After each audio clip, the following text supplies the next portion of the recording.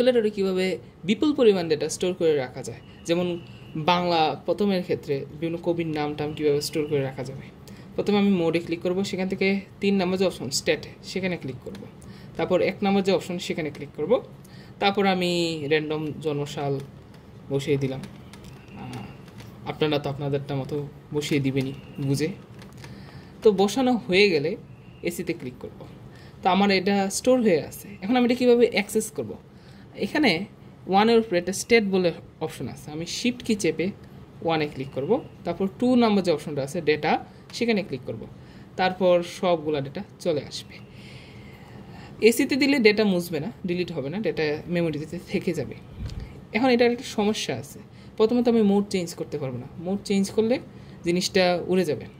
তো সুবিধা হলো আমি ক্যালকুলেটর অফ করে রাখতে পারবো। ক্যালকুলেটর আবার যদি অন করি, পুনরায় যদি যাই, এতে সবগুলো ডেটা রয়ে গেছে। তো এই ছিল আজকে ক্যালকুলেটর টিউটোরিয়াল। That's it.